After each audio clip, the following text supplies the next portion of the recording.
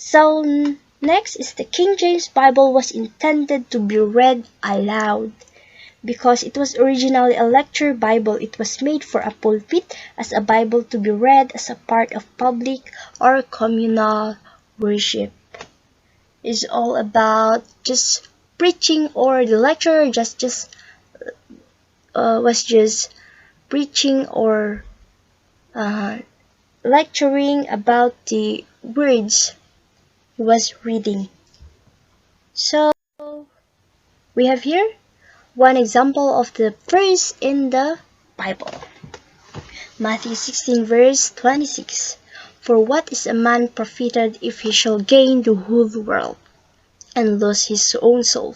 Or what shall a man give in exchange for his soul? So, Jesus has said that those who follow him must willingly sacrifice themselves in every way. They must be willing to deny their own wants and preferences, taking up their crosses as he is doing, will soon do in a very literal sense. So, I shall ask you, what will you gain?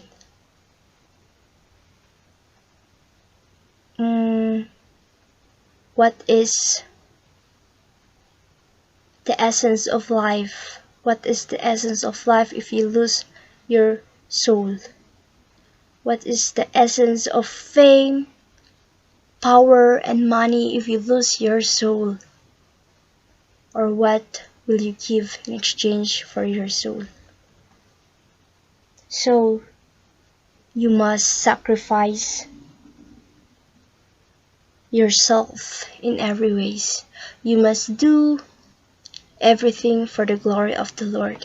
Yes, I know that you have plans for your life, but always know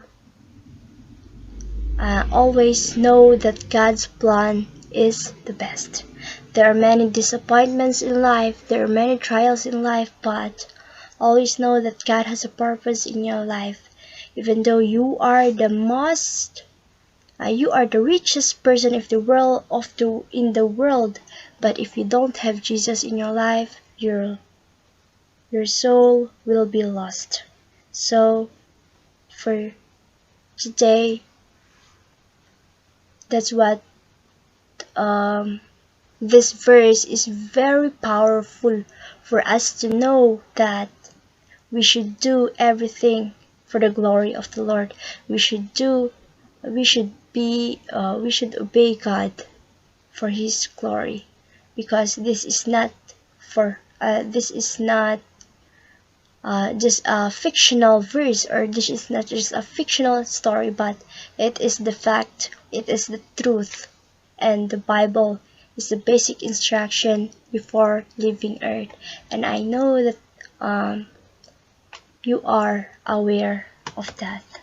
So let us now proceed to the Shakespearean sonnet. It is also known as the Elizabethan or English sonnets. It composes of 3 quatrains and 1 heroic couplet with a rhyme scheme. So the rhyme scheme are A B A B C D C D E F A E F A and E F E F G G. Sorry. So this Shakespearean sonnet has 154 sonnets. The first 126 are addressed to a young man, and the last 28 are either addressed to or referred to women. So we have here the most famous sonnet, which is the Sonnet 18. Shall I compare thee to a summer's day? Sonnet 18 praises a friend traditionally known as the fair youth. The sonnet is more than just a poem. It is a real thing that guarantees that by being described in the poem, the young man's beauty will be sustained.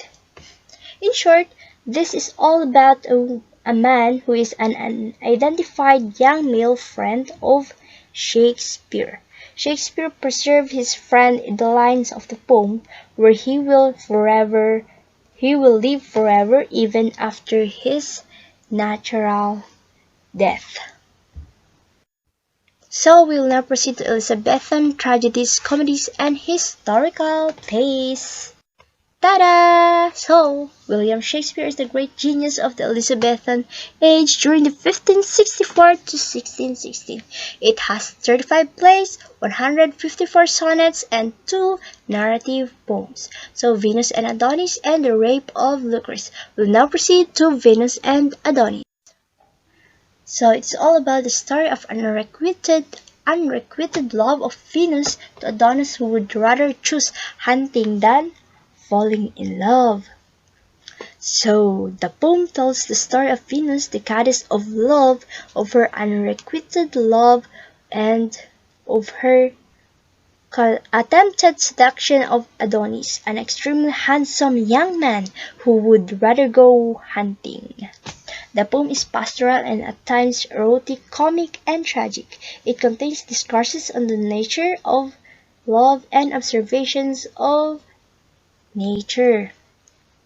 So it is very interesting, especially to us young people, that this story was timely, because many of us are experiencing this unrequited love, but this kind of this story of Venus and Adonis is a tragic one. The only similarities is that many of you here experience unrequited love. Char. So the story, the ending of the story is that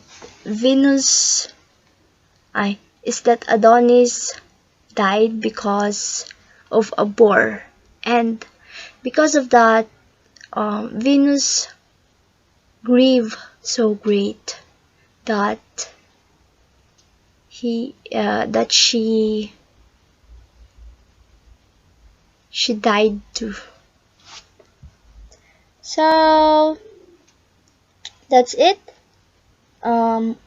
This poem is inspired by and based on stories found in the Metamorphoses, a narrative poem by the Latin poet. So next is The Rape of Lucrece. Title pa lang, kakatakot na. Char. So it's all about the legendary Roman noblewoman Lucretia.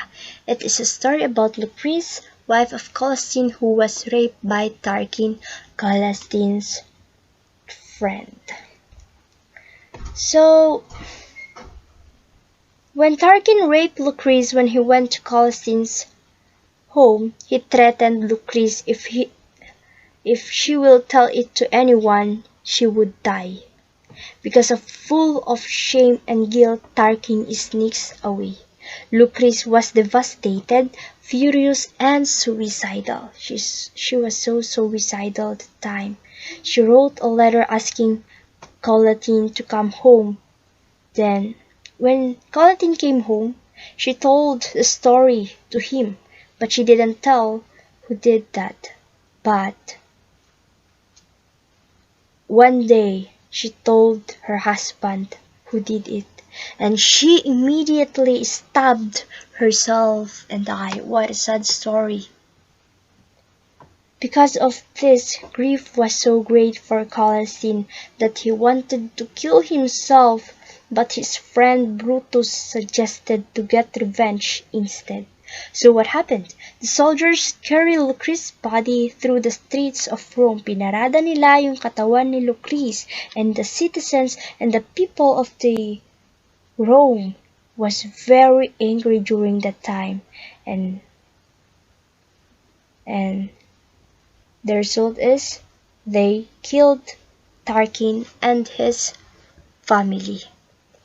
So that's the story of the rape of Lucrece, and it's one of those Elizabethan tragedies.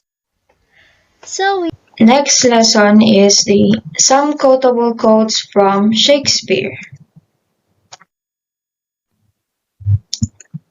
So the first quote is, "The play's the thing wherein I'll catch the conscience of the king." So it means that Hamlet is using the play as an instrument or way to touch the conscience of Claudius, his uncle, and also the current king. He wants to make him aware of the fact that he knows who actually killed his father through a play Hamlet himself arranged.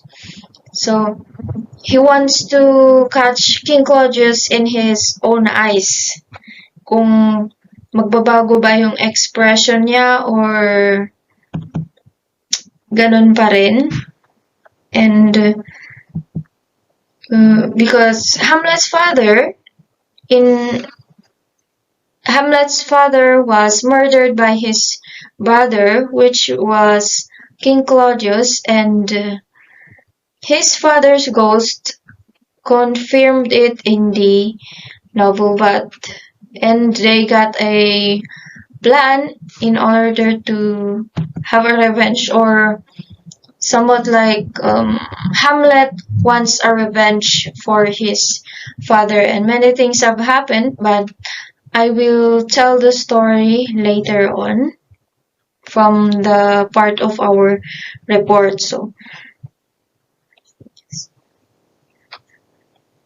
So the next slide is the quote, "All the world's stage, and all the men and women merely players. They have their exits and their entrances, and one man in his time plays many parts." So in this quote, we don't really need to fully read the whole novel to understand this quote from William Shakespeare's As You Like It. So it simply means that stage is being compared to the world, which is our playground, our theater, or it's where we play our role as a human being. We have our exits and entrances, which Shakespeare conveys an outline of a man's journey from birth to grave. And he also simply means that all human beings are like actors who play their assigned roles in every day.